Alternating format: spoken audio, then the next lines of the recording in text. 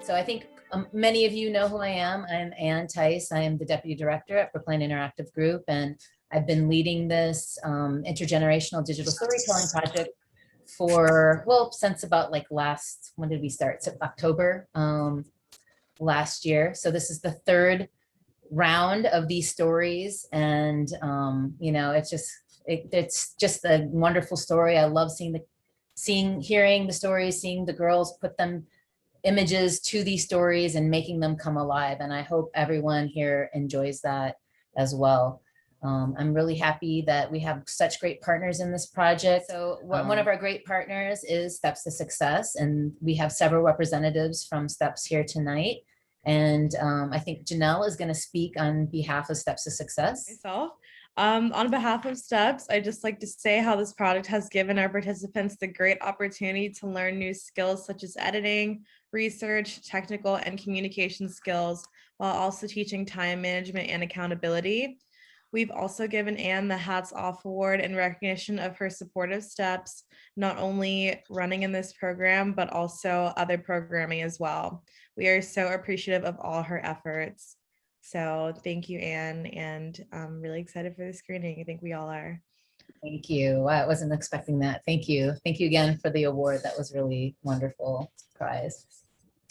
So yeah, I mean, Steps has been amazing, bringing us these wonderful young women, helping to pay for the stipends for these young women to be able to help produce these projects, to do sort of keep learning and have like an after school job essentially. So it's been a really important a program, and we hope to continue this in the fall with potentially these girls and hopefully some new ones as well. We have new 7th and 8th graders that are learning some of these skills this summer that we hope to roll into this program in the fall as well. And so, of course, our other very important partner is the Senior Center, the Brookline Senior Center. So Jamie is here, and she's going to speak on behalf of the Senior Center.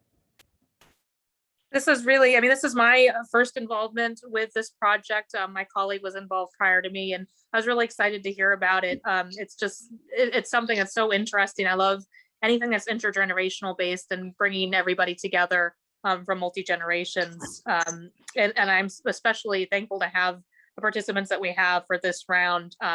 They are seniors who I've worked with in a variety of things throughout the Senior Center. I'm really appreciative and thankful to our folks who participated.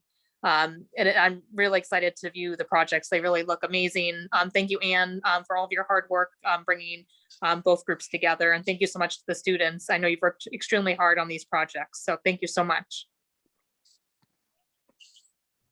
Yeah, and just to put a little note on that, this one we've taken in the past many more months to do these projects. We wanted to make sure these were done for the end of the school year. And so we had a little less time, and the girls were crunched up about getting their schoolwork done. So it was a very stressful time for them to get it done, and they all still got it done. So I really appreciate them getting them done and being here.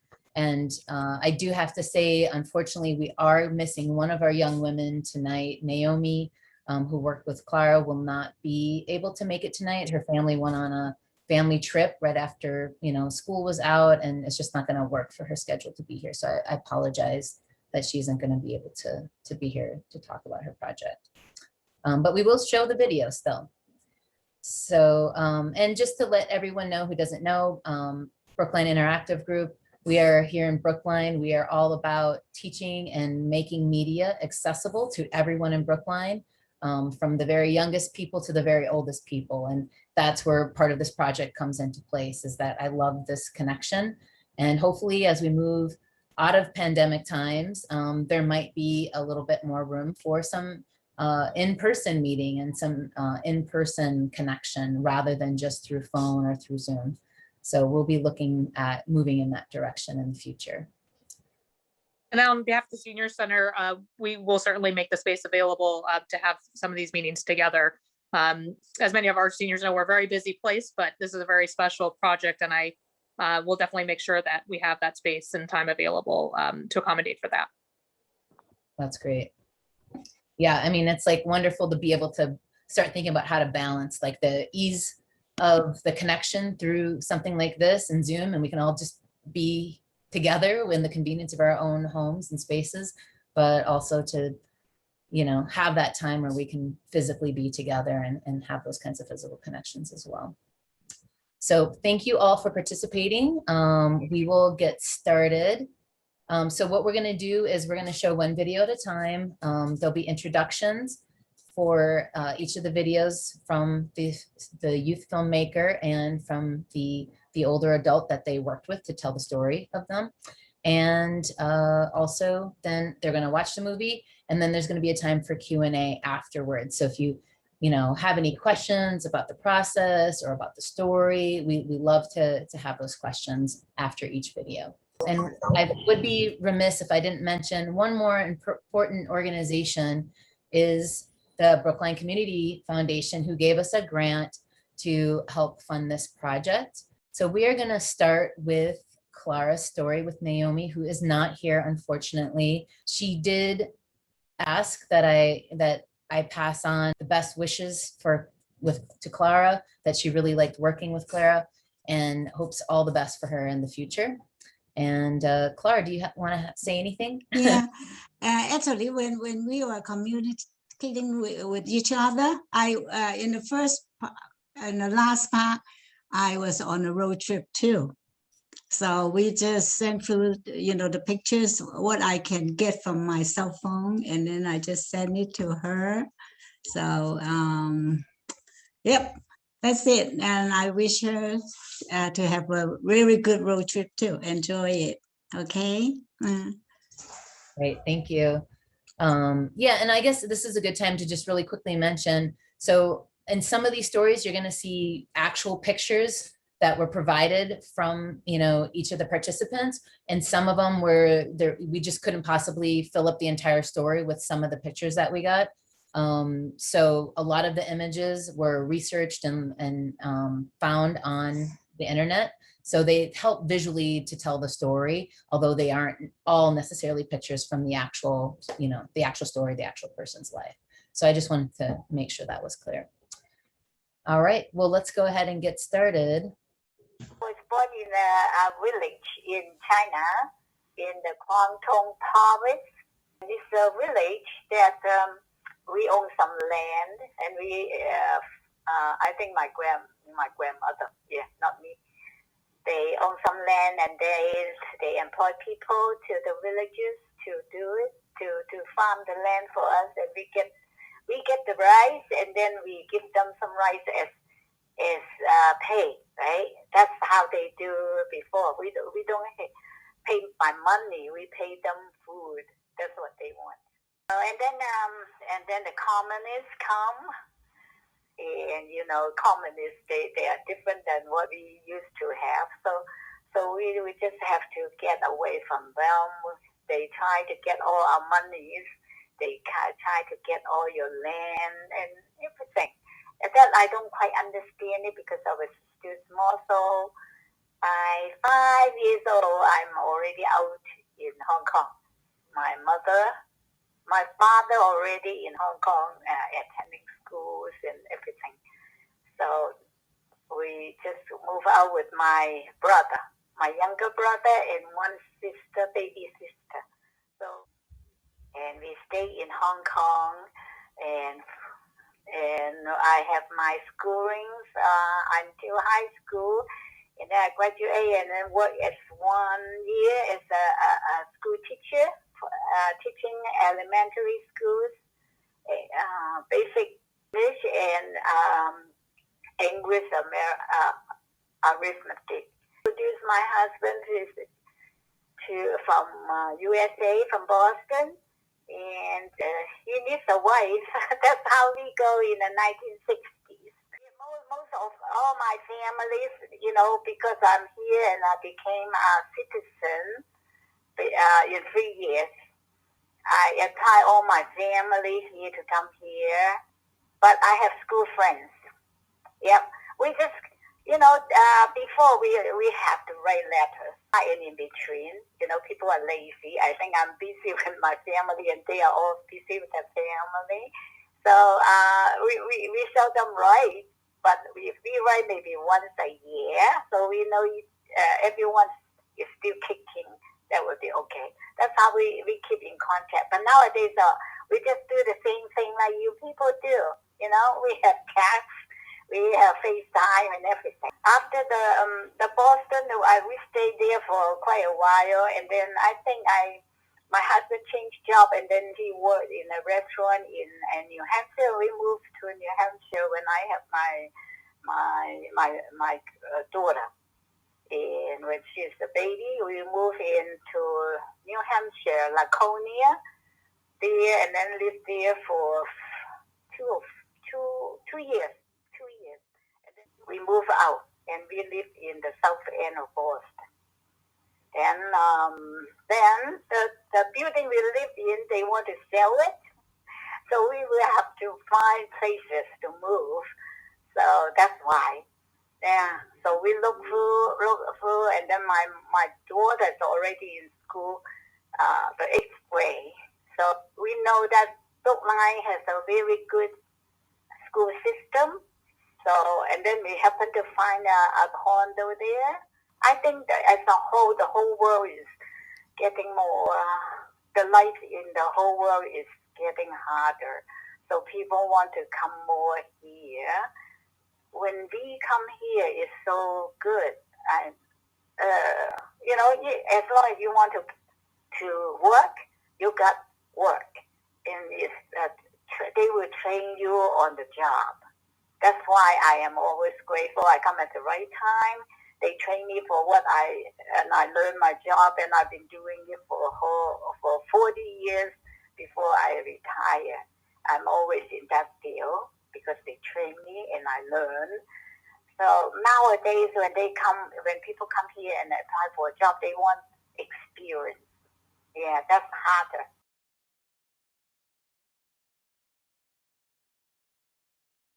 Right. That was a great story. You've had quite a journey. Yes, I have a lot. Yeah. And then I really feel lucky I moved to Brookline too. Yeah, it's so good. How long have you lived in Brookline now? Since 79. Oh, wow. Before you're born. No, it was after I was born, but not that many years. Great. Does anybody have any questions for Clara? Question. It's really just a comment that I love seeing those pictures, the ones that you provided to Naomi. I think that's really special that you were able to share those.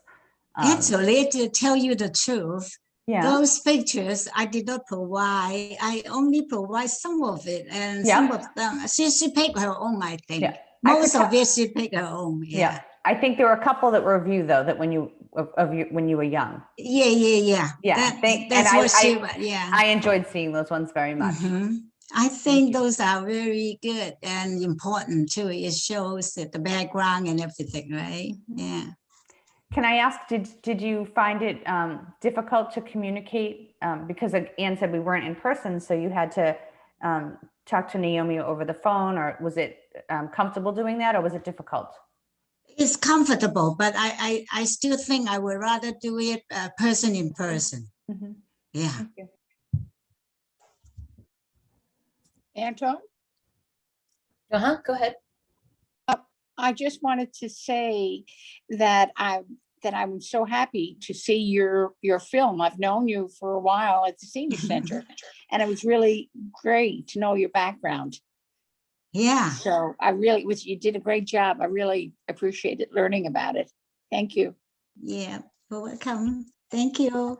I saw somebody unmute themselves. Yeah, this is Ruth Ann, also from the Senior Center. And I agree with Pat. It's so nice to see another history of somebody that we know from their active volunteering, but to hear about their childhood adds a nice dimension. So thank you. Welcome. Thank you.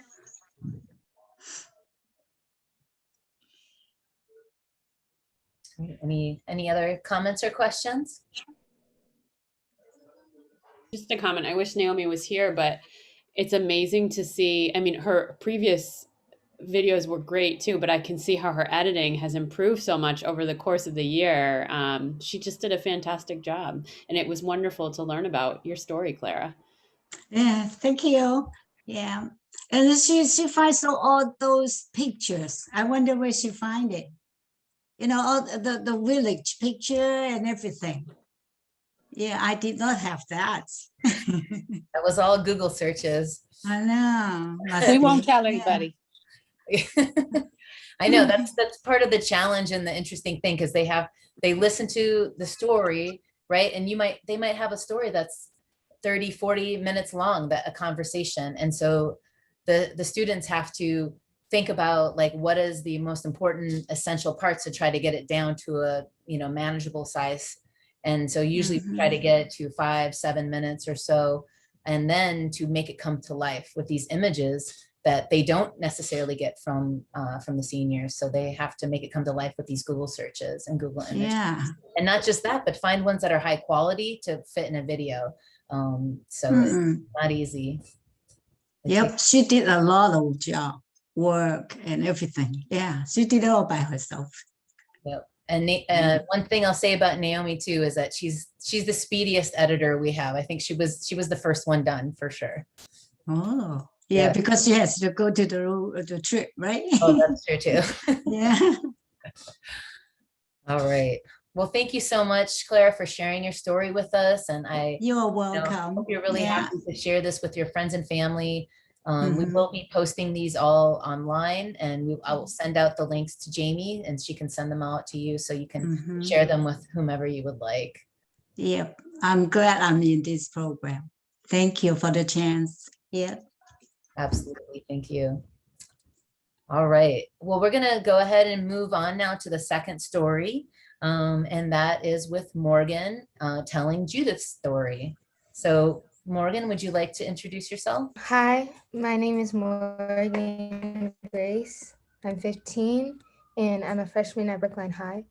I had the wonderful chance of working with Judith to tell her story of her experiences during COVID and some of the extra precautions she had to take due to her health. Her story resonated with me because my health also caused some extra worries during COVID. I learned about the importance of planning extra so I'd have less work to do later and doing a lot of research to form your own opinions. I really appreciated the opportunity to work with her for my last project of the school year and how smooth everything went. Thank you, Morgan. Would you like to say something, Judith, before we watch it? Hi, so I really appreciated being in the project, and I enjoyed getting to know Morgan a little bit in finding out about her, her experiences through COVID, which in some ways were similar to my own. And I think Morgan did a great job. Great. Yes, I think this was very special for both of you. All right, well, let's watch it. My name is Judith Burnham. I have an autoimmune disease named MG, which stands for myasthenia gravis, and that means grave weakening of the muscles. So what happens is that the antibodies destroy the communication between the muscles and the nerves, resulting in weakness of voluntary muscles. I get monthly infusions and I take immune suppressants. In the past, I had a period during my disease process that I was very isolated and did not go out pretty much for 2 years because I was not able to physically do anything. I mean, I couldn't even talk. I live with the memory of being hospitalized many times for difficulty breathing, and also the memory of the horrifying experience of being intubated in the ICU. So this is an experience I strive to avoid. So that was always in mind during my time that I needed to be isolated and away from people, that there was no way I was going to expose myself to COVID and have to, replay this horrifying experience that I had. At first, I felt very scared because even before the pandemic, I needed to be very careful in terms of where I went and who I was near. When I started lockdown, I would say for about a week or 2 weeks, I felt very disoriented. My life was just so different than it had been. I hardly ever left my house in the beginning. I never went out in my car at all. I don't think I drove my car for months because I remember the feeling of finally getting in my car and feeling the freedom of doing that. I did take daily walks, though. At first, I tried to get deliveries, but it was very, very difficult. So I spoke to somebody who told me about Brookline Mutual Aid, and they had volunteer shoppers who would take a shopping list from you and do your shopping and bring it to your home. Very much so. The most concerning symptom for me of MG is weakening of the diaphragm, which is the major muscle that helps you to breathe. The combination of a suppressed immune system and a disease that affects my ability to breathe resulted in me having to be extra cautious about going outside. I was much stricter, what I would do and what I wouldn't do than anyone else I really personally know. After I got over the initial fear and disorientation, I actually began to really appreciate how much I could do during this time. It was like those years that I could not do anything was almost a rehearsal for the lockdown, and the lockdown was much more enjoyable to me than the time that I was isolated and could not do anything. So I was very grateful for that and used my time very wisely to have fun and do interesting activities in my home or nearby. I knew that if I got COVID, I would be very gravely ill pre-pandemic. Even if I got a cold or a slight virus, usually I would have to go to the ER or be hospitalized because it would activate my MG. So I knew that I would be very sick, maybe be on a respirator if I did get COVID. So I tried very hard, not to be in that predicament again.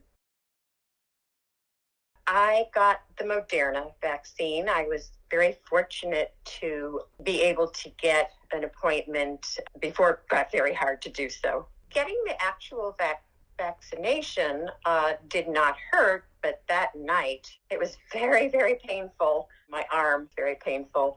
And probably I would say for about 36 to 48 hours, I had an extremely sore arm. That was only with the first one. The second vaccination, a doctor gave me, put it in a different place in my arm, and it was a mild discomfort.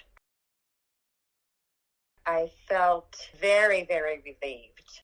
Before I had the vaccination, I realized afterwards that it was like when I was outside and anyone came close to me, it would feel to me like I was in fatal danger, like my life, could end here. And then after having even the first vaccination, I didn't feel that pending sense of danger always surrounding me, a matter of life or death. Oh, absolutely. I did lots and lots of research. I talked to several doctors before getting the vaccine, and all of them advised me to do so, that it was very safe, and it allows you to get back to some semblance of your pre-COVID life. Although I'm still very cautious because I have heard personally several cases where people are vaccinated and still get COVID. All right. Great. Very personal story. Thank you for sharing that, Judith. That's a lot of personal information to give. So I appreciate you being so honest and forthright about your situation. Does anybody have any questions or comments? This is Ruth Ann from the Senior Center, and I just want to thank Judith for sharing such a powerful story, and it was so well edited and presented. It's almost like a public service announcement for COVID, and your resilience and attitude of positivity shine through with all the precautions. I thought it was just very powerful. Thanks for sharing. Just wanted to say I really, really loved it. I have an immune system too, nowhere to the extent that she has it. So I really, really appreciated her honesty in talking about it, what she did and what she had to do and how she made it work for her. So it was very encouraging to me. Thank you. It's interesting to see, like, having worked with the youth filmmakers for a while now and seeing their styles develop, that they each kind of have their little bit different styles that they add to these videos. And Morgan has a style where she's developed I like, you know, like not necessarily like showing an image that's directly saying what it is, but like giving a little different context for something that she's saying with some text and some extra information with some pictures. And I think it's become a very Morgan style thing to do. And I just wanted to appreciate that. I just wanted to add briefly what I really, really enjoyed just about the editing and the way the pace of the entire video went. It was Morgan allowed Judith to speak, you know what I mean? And to actually feel and hear what it was that she was saying.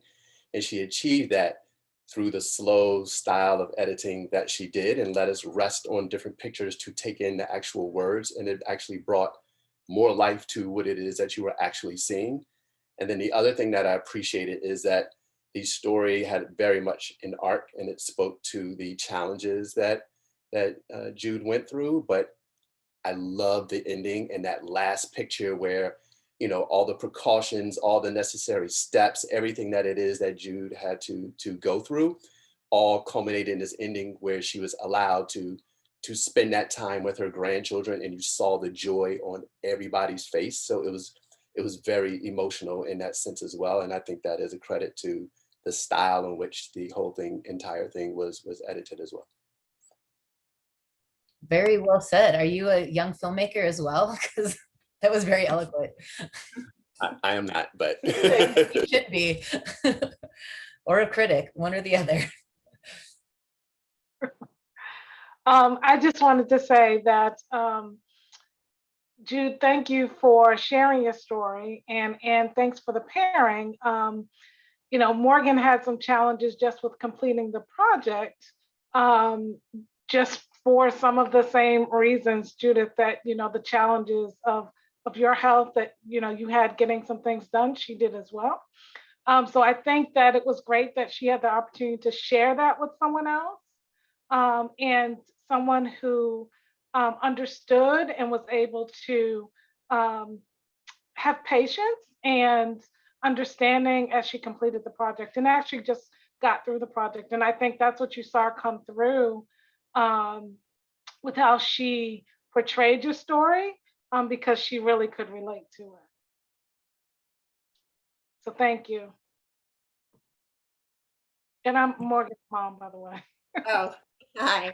Yeah, I enjoyed getting to know Morgan and, you know, speaking with her and sort of exchanging our experiences, which I said in some ways were very similar through COVID, because, you know, she also had to get treatments during monthly treatments, I guess. Yeah. Yeah, kind of adding on to what my mom said, like one of the things that really drew me to Jude was really like when she kind of gave me a rundown of gave everyone a rundown of what she wanted the story to be. Not only was it about a COVID story, but it was also about like something extra and deeper that not like a lot of other people have to go through. So yeah, like my mom said, a lot of the struggles that she was going through, I also went through. So it kind of just, when I was editing the story, I really wanted to make sure that when I did my best work, but two, that I kind of felt like I wasn't only telling Jude's story, I was also kind of telling mine a little bit. So yeah, I just really appreciated getting to work.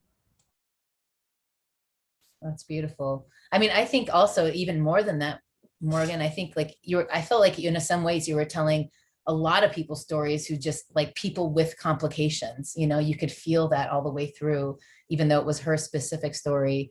It just was like, think about these complications that so many different people had to go through and you know, try to relate to them. So thank you both for sharing so much, both, and even just now, and talking about your illness in front of everybody in your treatments. That's very important, to be vulnerable in storytelling, because that's where we make our deepest connections. But it's not always easy to do that. So I'm really glad that you guys found that connection and that ability to be very open with each other. All right. Well, thank you both so much. Next, we're gonna move on to Patrice telling Joe's story. Patrice, do you wanna introduce yourself? Sorry for the background noise. You can hear it. My brothers are playing. Hi, my name is Patrice, and I had the opportunity to work with Joe. I decided to take on this project because I felt that I could relate to it, being that my parents and my grandparents are immigrants. And yeah, I guess, learned a little bit about them and their stories. And so I thought it would be a fun experience to learn about someone else's. So from working with Joe, I was able to learn a little bit about his perspective and experiences dealing with the COVID-19 pandemic and the racism many minorities faced during the pandemic. This project affected me in a positive way because I felt that it helped me understand another person's point of view of how racism and stereotypes can negatively affect them. And also I want to add too that Patrice came into this project after being at the screening of the last Intergenerational Digital Storytelling screening. So this is her very first story that she's creating. And I just want to say, you know, she just jumped right in there and met everyone else where they were at and did a fantastic job. So I really want to thank her for, you know, hitting the ground running and doing a really great job with Joe's story. Joe, do you want to add anything before we watch your? Yeah, I just want to thank Patrice for doing such a good job. There's some noise in the background because neighbor is playing music loud. But I really like to tell this story because I think I feel guilty that since I have been more sheltered ever since the Vietnam War, and that I've been pretty much so apolitical. And recently, with COVID and all the prejudice that came out, I began to trace back and trying to understand what all the stories are about and how it really affects people. And I think that, so for me, it's a great learning experience, or more or less like thinking back about what I had gone through. So thank you. Yeah. This is a great reflection piece because other stories were like immigration stories or COVID stories, and this was kind of a mashup of both of those. So it's a different story than's been told so far. So I think it's really cool. So let's check it out.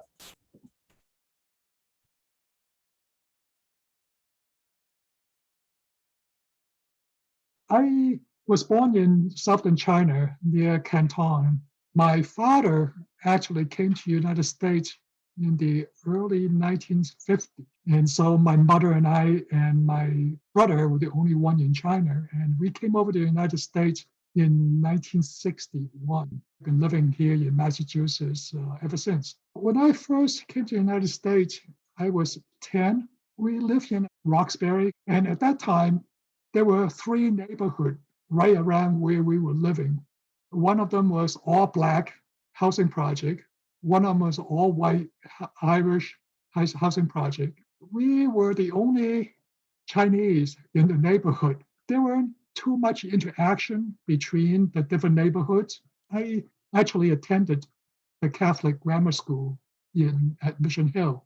Thinking back, I think I was naive about racial tension. I think I was very fortunate. I suffer very little. I don't think I have ever, until recently, suffered much racism that's against me. I studied Asian American, and I know that throughout American history, there have been anti-Chinese activities, during the mid-1980s. for the Chinese Exclusion Act. Certainly, the Japanese internment during the World War II. So after Trump became president, I had something hateful directed at me. Before that, in school, it was just minor, right? I mean, there's some kids came up and make fun of my eyes and things like that. At that time, I was walking down the street in Waltham, going to work, and a white guy actually pulled up in his truck right next to me and started yelling racial slurs at me. It was shocking in a way, and I sort of just kept walking. I'm from a Catholic upbringing. I always thought in the Bible where they say, Father, forgive them, but they don't know what they're doing. I sort of see that during that incident, Chinese or Asian American talking about themselves. But it's also that other people begin to understand what some of the prejudice was, some of the Asian hate, the reality, and some of the history of how those things came along. And just like I feel guilty sometimes because I don't think that I understand or learn about the Blacks' experience in America. But the fact that this whole situation is making me realize and learning more about other minority groups' experience in America. The pandemic and Trump had made me more sensitive, justified or not, more sensitive to things like that. Several of my friends in Boston protested in front of the State House. Even some of the people that I know were elderly, who traditionally very quiet, are more willing to talk about it. For myself, one of the things that trying to learn more about racism in my daily life, learn more about Asian American activities in Massachusetts. My interests are a little different before, and I think that now I think about more political activities. And I think that even maybe I'm even willing to go with registration and some other activities that I'm more willing to participate. Chinatown restaurants did so poorly during the pandemic, and employment went up quite a bit. And recently there was a study that shows that the percentage of Asian suffering from food insecurity went up from 5% in 2019 to about 13% in 2020. That percentage increase actually is higher than any other group that's in the study. And I know that I helped organize food distribution in Chinatown. And the other thing that was positive for me, and I think also for the Asian American community, I think a lot of them came up from the pandemic being more active and more willing to volunteer and donate either labor or money. The pandemic has brought out some of the worst in people. Still, I'm heartened by so many banding together to address the racism and inequity in our society.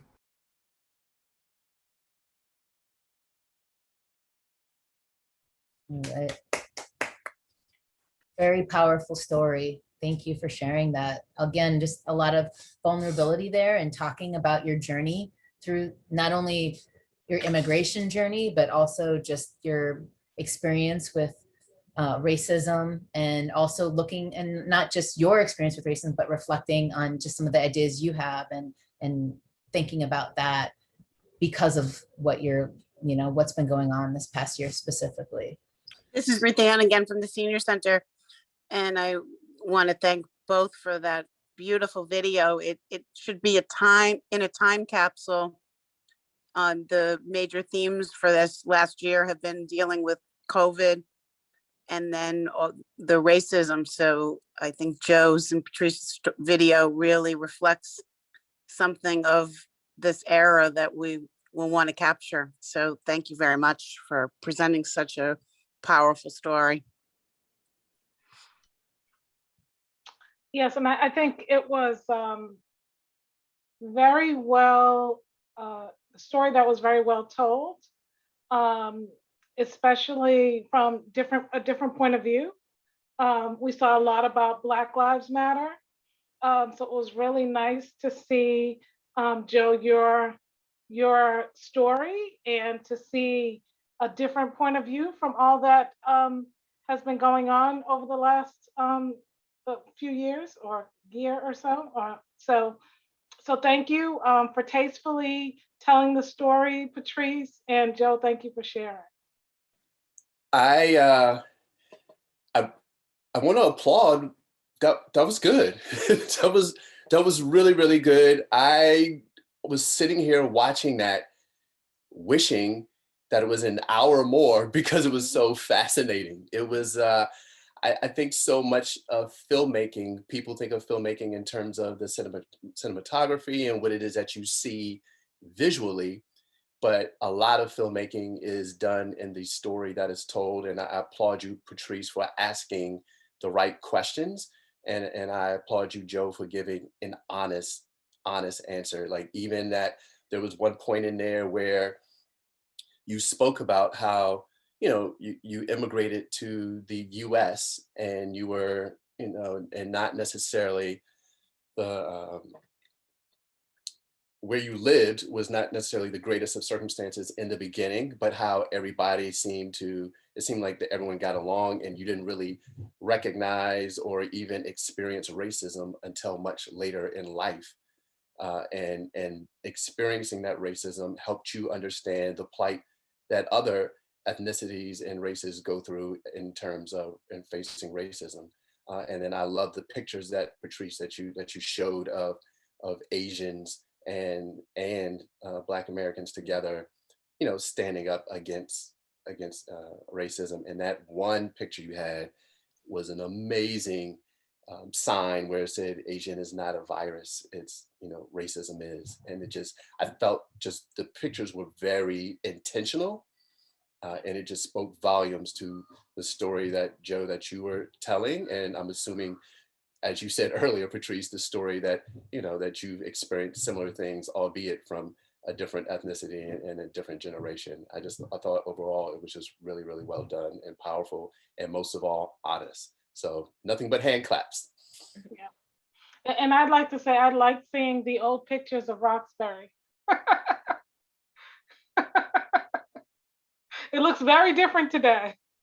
Yes, it is. Yes, it does. I have a picture of the current picture of what's there now for my father's laundry. It's quite different. Very different. Yes. Yeah, thank you, Patrice. Yeah, I'm so glad that you found more pictures than I provided. Thank you. Also, it was great working with you. The other thing that she did really well is not just find the pictures that were powerful, but actually she did the research to find data and back up the things that you were saying. Like you gave very clear statistics and she actually found those images. And I'm not sure if you gave them exactly to her, but it was really great to actually see, those facts backed up with, actual image of statistics. Right. That was important. Yes, absolutely. Yeah, I just want to say, I found that, Patrice, you managed to pack an awful lot of images that evoked feelings and combine that with the data just in general. Like you packed an awful lot in a short piece of time, especially being one of the newer young filmmakers. I think you did a really great job. So, and thank you, Joe, for sharing. That was really a very special thing for us to witness. So thanks. I just want to give a little bit of praise to Patrice because, like Anne said, she did come in later than the rest of us, but honestly, that's one of the best every screening that we've done. And I've had the chance to work with her on another kind of video project. The way that she honestly took the time and like everyone said, found the pictures and the data and she had to cut down a lot of audio, and it was kind of just really amazing to see her do so well. and I'm honestly just really proud of her. And I'm really glad that she got to tell such a wonderful story and that she did. I also thank Joe for allowing her to be able to tell your story because, like everyone said, it was very powerful, and I'm just very thankful that you guys got to work together and that Patrice did so well. Thank you, Morgan. That was really kind of you to say and very thoughtful. You're absolutely on point with everything you said. Patrice, are you feeling a little too bashful right now to say anything? I just want to thank you all for all the nice comments and the wonderful feedback.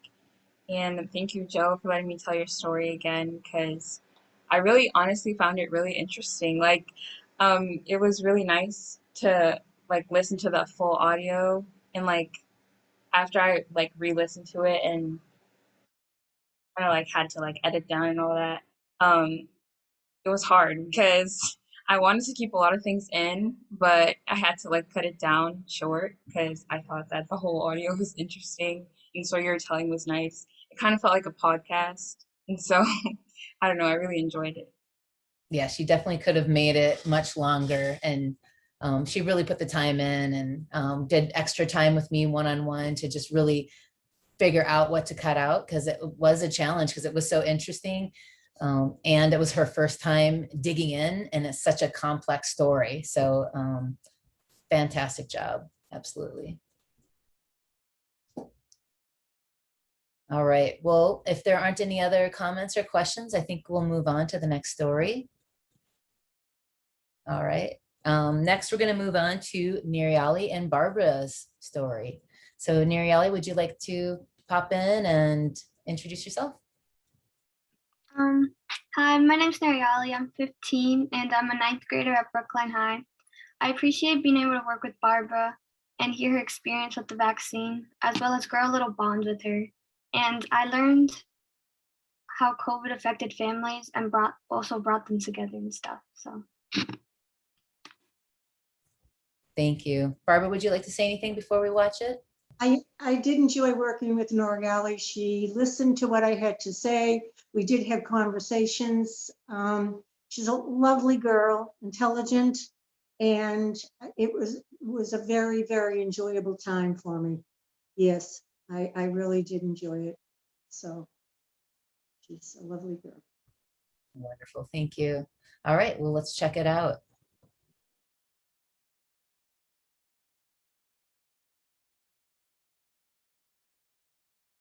Well, when I was growing up, and I was probably, maybe I was in my early teens, or maybe I was, yeah, I think I was in my early teens. Polio was around, and it was a very bad summer. We couldn't do anything, and I was really afraid, and we couldn't go swimming. We couldn't do anything. I was really absolutely frightened that I was going to get polio because people were in, kids were in iron lungs, and it was really bad.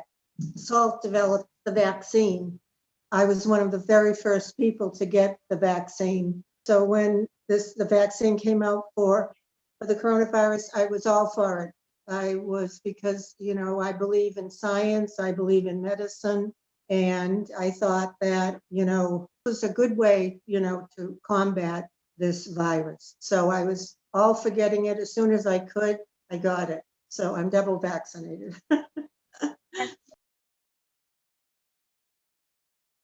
I just knew that, this was something that was this was one of the ways that we were going to be able to combat this. If someone down the street said to me, they're coming out with the vaccine, why don't you get it? I probably wouldn't, but because, Dr. Fauci, and I truly do believe in Dr. Fauci, and all the medical, the doctors and science said that, so there was never a doubt ever in my mind that this vaccine wouldn't work, ever. I had a Zoom call with my doctor on a Monday. I was in that age group, and so I received a text on Friday. I responded to the text. I called right away. I got an appointment for that Sunday. And when I went, I thought, oh, I'm going to have to wait in line. I better take my winter coat. My daughter and my son-in-law and my granddaughter took me. I said, you know, I'm probably going to be here for a long time.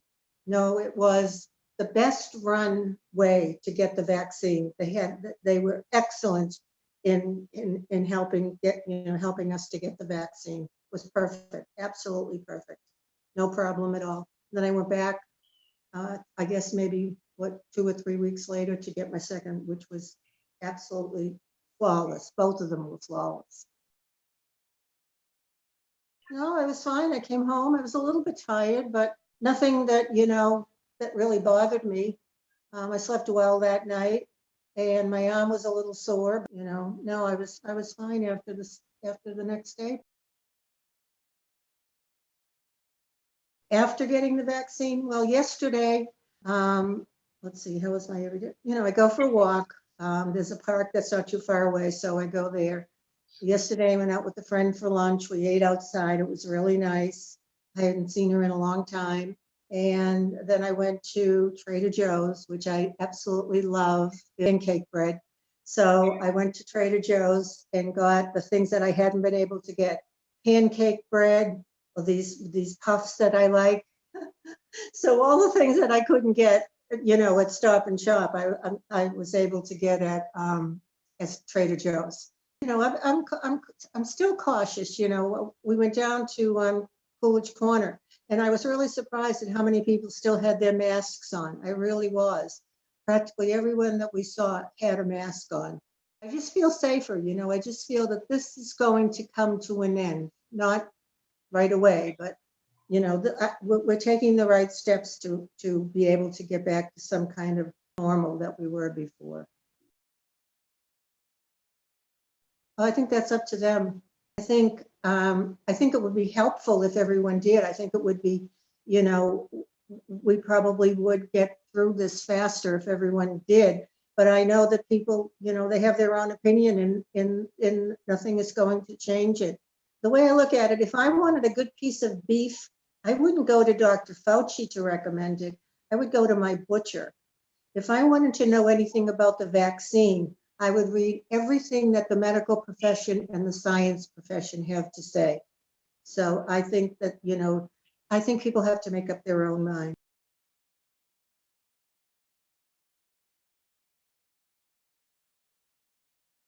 I think this is, I do because, I feel safer when I have it.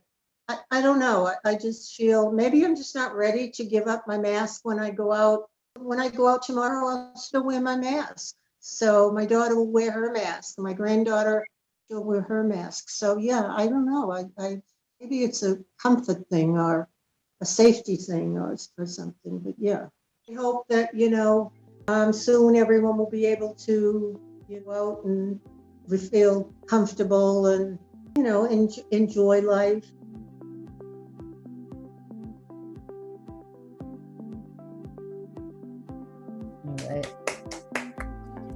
Thank you. It was so interesting. I'm so glad you were willing to talk about the polio vaccine, because it was so fascinating to think about that parallel, and that, there are people that had gone through that in their life and could draw those conclusions and really saw the importance of the vaccine and that it came out so quick. So there was just, I just really appreciated a lot of the reflections that you had, Barbara, about COVID and just kind of about the medical profession and everything. It was really important reflection piece about COVID and what we just all been through. Totally, I agree with what you said, and just being able to see the reflection and someone's real life experience of going through this pandemic situation before. Thank you for sharing that. I also love the through line starting with the polio, because if you think about it, the students who are making these videos, someday they'll be the generation of Barbara and everyone else, and they'll be telling their story about COVID. And, to have that whole history arc is very significant. Hopefully there'll be another pandemic in 75 years that we're talking about, but Yeah, that's a great point. I didn't really quite thought of it that way. So yeah, I think girls think about that. You're going to be on some time, you might be on the other end of this intergenerational storytelling and talking about COVID to some young teenager about what it was like for you to live through COVID. I wanted to say too, I loved you, Anne was talking before about style in Morgan's stuff, and I felt like yours had a lot of style in Nerialie, and I loved how you did the fast pamphlets at the beginning and then the fast collage at the end, and like played with the speed a little bit, and it gave it like sort of a little bit more life, and I thought it was a really good editing choice. Can I also say that I love the end too. I love the little music and the pictures at the end was great.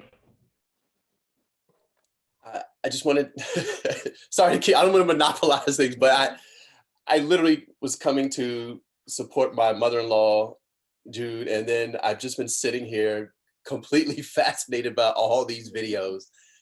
Really well done, and I agree with the polio comments. That was very insightful, Barbara, to bring that up and compare what you went through then to what's going on now. In terms of the director, how do you pronounce your first name again? The director's first name? Nerialie, I guess. Nerialie. Okay. What I liked was the human quality that she brought to that. Like this one injected humor, and when going through Trader Joe's and seeing the cheesy poofs and like we were literally over here laughing. And the style of her editing style, as you spoke to beforehand, came through so clear, especially I think in a lot of the videos, it's the audio that's been kind of carrying it and the visual has been complementing that. And this one, it was really interesting, especially during the part when Barbara was speaking to the care she was receiving. And what brought that to life was the visuals you saw. You saw the person cleaning off the chair. You saw the person receiving an inoculation in the car. And you saw what visually it helped bring to life what was said. And it was a different approach. And I thoroughly enjoyed it. And don't feel bad for the monopolizing. You should be at every screening. You give excellent. Yeah. And Anne, just talking about style, Nerialie style, and thinking about the first video that she did, very much brought in humor and talked about just kind of the what was current. I think that in the immigration story, she talked about what was happening now and what people could relate to now, and the way she told the story, and it was just very powerful. Yep, I agree. I didn't think of that until he just said that. That is like, she does always add a little touch of humor to her videos. Seeing how Nerialie has grown in her editing style and also in her, she's always been dedicated to the story, but how much, I don't know, with this one, especially like when we were in the meetings and it would just be us, when it would like just be us planning and stuff like that.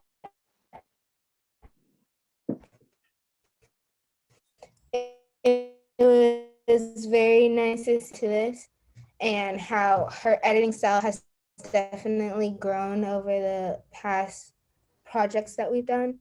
And yeah, like how, but that base of like the quality and the humor and kind of like way of not making it so serious, even though it's a serious topic, has stuck around.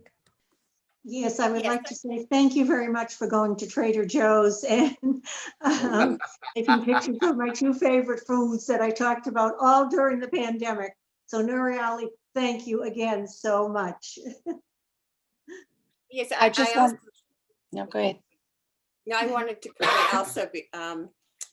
I was in a coffee hour with a virtual coffee hour with Barbara all through the pandemic. So And even though, I did laugh when I saw the pancake bread, and it was because it was humorous, but it also, as I know, because Barbara spoke about it often, that this was one of the things that she was deprived of. Not being able to go to the store and not being able to have her favorite things. So it was a big event for her to be able to go to Trader Joe's and get her pancake bread. I think you bought several of them when you went, right? And then our coffee hour met in person for our last time.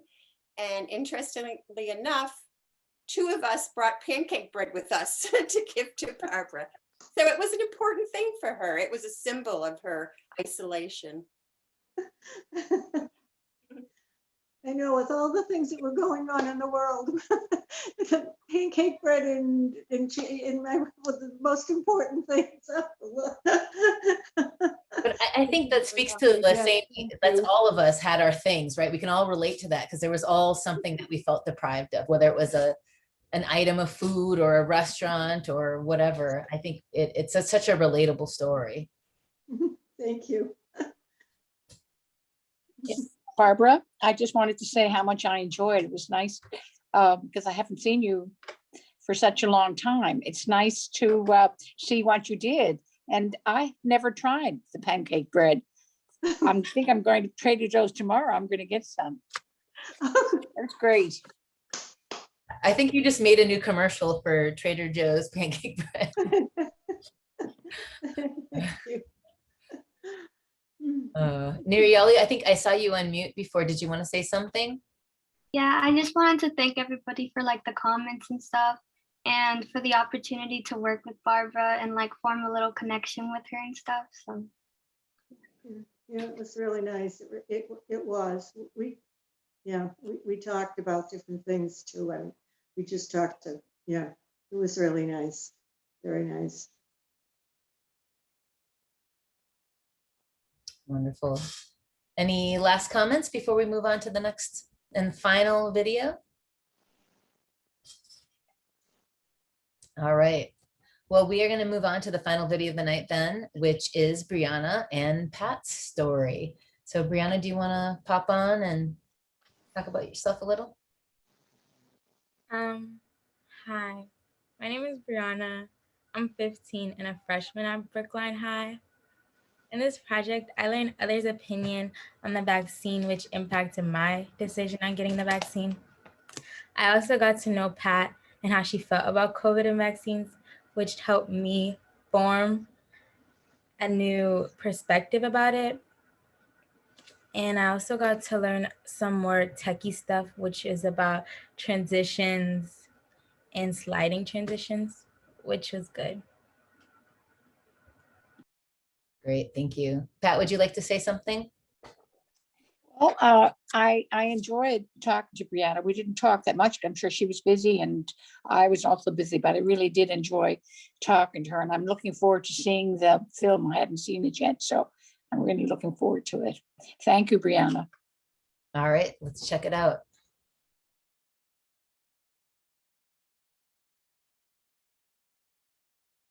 My name is Pat Alland.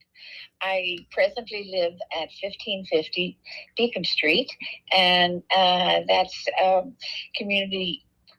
It's CCB in Boston. It's an independent living building for seniors. When I heard it, I was really, really, really excited about the vaccine because it was like standing in air, not knowing what's going to happen from one day to the other. So I was really, really excited to hear about it.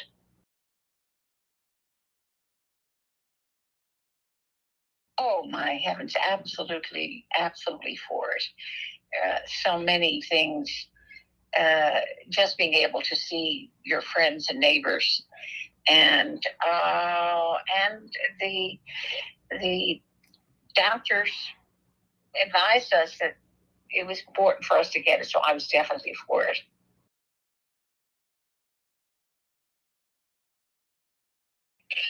Well, I was lucky because Center Communities of Brookline arranged it for us. We didn't even have to go anywhere. They arranged for someone to come in and give us all the vaccines all together. And, we went back two weeks later, and it was just so easy. It was very, very easy. I signed up for the vaccine and got the vaccine all in the one place.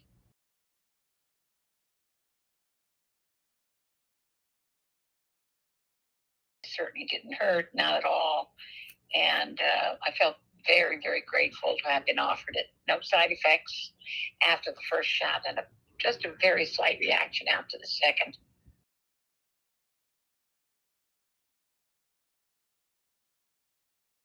My way of looking at life it's different since I received the vaccine. I'm more aware of and enjoy the so-called routines of life. I never, a lot of things I took for granted. I have many changes.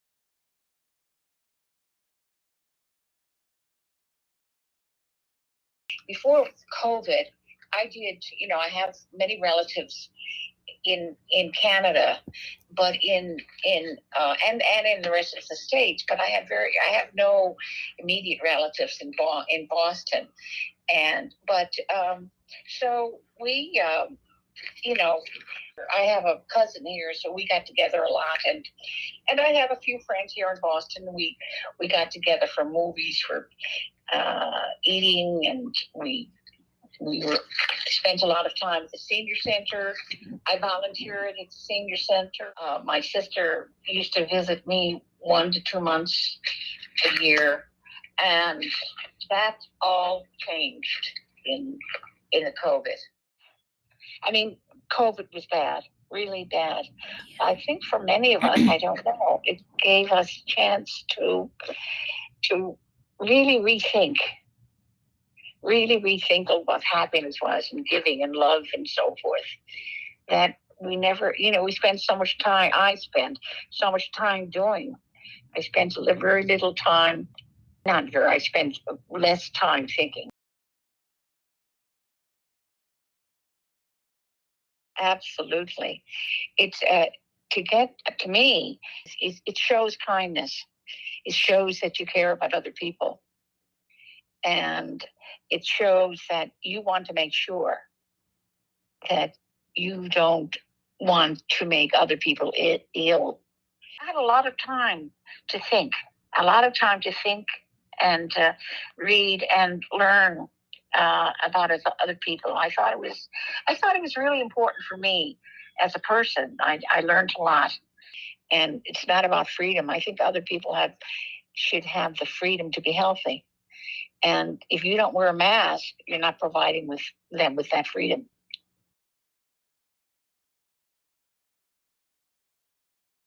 All right. Thank you. That was very reflective piece. I think it was, Pat, this story was the only one that really talked about the mask issue. Well, actually, no, I guess Barbara's did too, I think, but just the issue of wearing the mask and what that means and what that signifies for other people, and that you're showing that you love and kindness. I love how you stated that. I want to know if you're going to get to see your family soon. Have you made any plans? Not really. We can't fly into Canada. They're going to make some changes on July 5th. So we'll see. I'm from Newfoundland, so the restrictions up there are very serious. You can't do anything. And the good part about that is that we got very little COVID. But I do have sister in Detroit and in Florida, so I'm hoping to see them. I'm keeping my fingers crossed. So I'm looking forward to it. I'd like to talk about style again. I know these young ladies fairly well, and each of the way they tell the stories are very reflective of their personalities. And just to see how they've grown in style from the first video to now, just very impressive. So congratulations to all of you, and you've done a great job with helping them to develop their styles and skill. Thank you. It's been a pleasure working with them, and it's so great having parents around that are so supportive and awesome like you. So thank you for that, to you and all the other parents that support them being part of this program. I really appreciate that. I know it takes time out of, and schedules get kind of crazy and it conflicts with things. So I appreciate you working around it. Of course. And Brianna's, she's in air quotes shy. So the fact that she didn't talk a lot and did a lot of the writing was very, very reflective of her personality. So I loved it. And still very effective in the way she told the story. Yeah, and I really like to hear Brianna say that doing the story actually made her think about the vaccine and what it would mean in her life. Like, your opinion really mattered to her, and what you had to say mattered. And I think having a snapshot, Brianna put together a nice snapshot of this time and of the things that we all needed to think about. And I also really appreciated, I haven't really been able to identify myself until you said it, this idea that you went from doing to thinking. And that's, I think, what a lot of us did this past year, is we've done a lot of thinking. I think Joe mentioned it, like he's done a lot of reflection. I think the way that you expressed that and the way that Brianna captured it really resonated with me, that's what this has been, a time of thinking. A lot of thinking. Yeah. Thank you. Thank you. I'd like to say something. My name is Kathy Hitchcock. I'm Naomi, Brianna, and Nerialie's math teacher last year. And I taught Patrice's brother. And I actually was on a Zoom call with Patrice early in the year. Morgan, I have not had the pleasure of getting to know you. But when I saw that I knew 4 out of 5 of the students, I just wanted to see what they've had to offer. And I just want to tell you that these kids, in the midst of a terrible, horrible, not very good year, working remotely, were some of the best students that I've had in my class. And you guys know that. And if you don't, you do know it now. And I also want to say that I am humbled by the amount of work that all you students did and put into all of this while maintaining all of your in-school work and getting things done and doing it well. From my heart, oh man, you guys are so awesome. And I am just humbled by everything that you did. Just to echo those comments, I again was taken aback by that video. I am not a filmmaker, but I am in the industry. And I will say what I have seen here tonight is very refreshing to see. And to understand that, if you all choose to go in that path of being filmmakers or being involved in any sort of anything with dealing with films, that, that you're definitely on the right path. I was actually excited to hear that Brianna is shy and that she did not, that you all did not have as many conversations, Pat, as you would have thought, because it just confirms what I know to be about very visual people. All the visual people that I tend to work with have those same exact attributes, because they don't always know that people will understand what it is that they are trying to convey.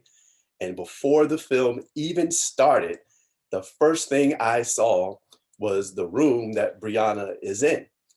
And I was like, oh, that is such an interesting looking room. And she made the ceiling an accent wall. And I was like, oh my God. And I was like, okay, I need to try that.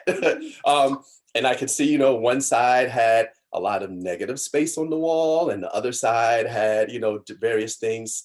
And I was like, oh, she's a super visual person.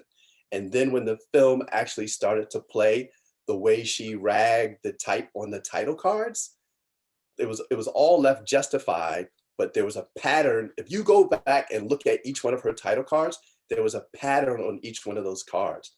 So even though she might not have had the conversation with Pat, you can tell she had a conversation with the tools that she was given to create the film. And there was a lot of thought. And again, there was a lot of intention that was put into the visual aesthetics of what, of what it is that she created. So whether it's a filmmaker, whether it's an art director or a set designer, I think you are definitely on a visual path, Brianna, and it's obvious that you have a gift that you are trying to hone, and I think that is something to be applauded as well. The other thing that I liked was Pat and Barbara, which you both said, and you both, what was similar in the things that you all said, it was very, you spoke about freedom in various different ways. And, Pat, you spoke about the mask being on, and by people not wearing masks, you're kind of taking the freedom for others. But then I think about Barbara's answer to her, I think it was the last question she was asked about, should people get vaccinated? And she said it was up to them. And in both situations, it's a freedom that you all are allowing people to make for themselves. And it was very, I enjoyed hearing that. I think that is true. It shows freedom, it shows empathy, and it shows that the way you care, not just about yourself. I mean, here it is, Barbara was being deprived of, was it pancake bread? But yet she wasn't like, everyone has to be vaccinated. She understands that everybody is on their own journey, and that journey came through in that story, just as well as the journey came through in Pat's story. So I all the films today have been, I keep saying this word, but all of them have been fantastic. And the style of each one of these filmmakers is so apparent. So, whoever, I'm assuming Anne, and there's a group of you all mentoring these students, but it's definitely a job well done. Thank you so much for those comments. Again, very thoughtful, insightful comments. Rachel, it looks like you have your hand up. You want to say something? Yes, thank you. My name is Rachel Goodman, and I'm with the Steps to Success board. And I wanted to congratulate all of the students for an amazing job. This is my first time seeing the fruits of your labors, and it's very, very impressive. And I know that some of the other board members wish that they could have been here, but I told them that they would be able to see the recording. And my hat's off to all of the partners, everyone who has made this such a success. And again, to the staff of all of the entities, all of the partners, the students, and the individuals who've told their stories and shared them this evening. I'm just incredibly impressed. Thank you. Thank you, Rachel. Thank you for all the compliments. It was very nice. I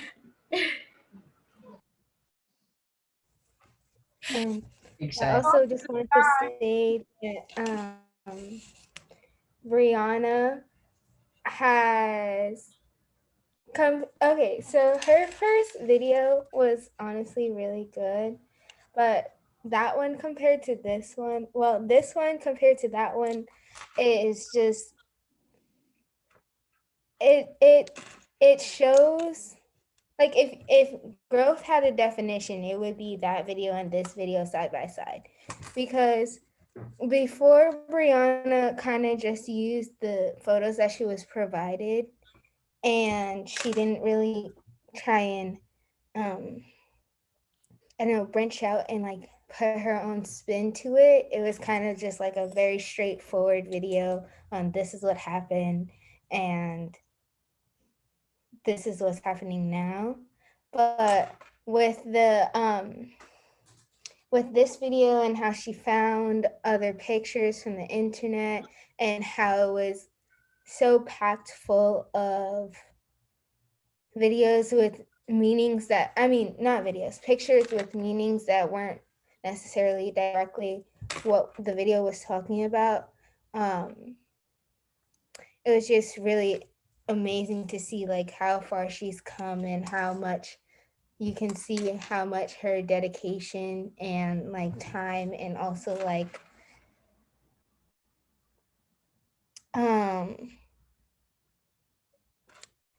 just how much like she's learned to put her own spin on things and not take everything so face forward.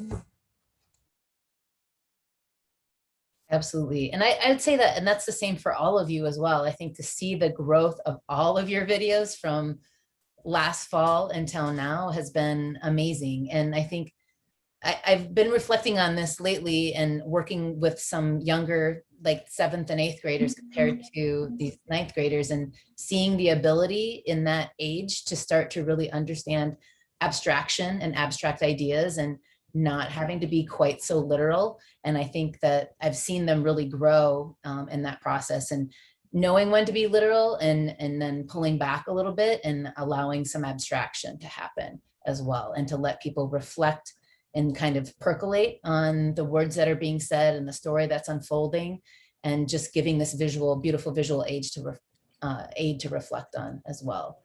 And I think they've all done that and grown in that way.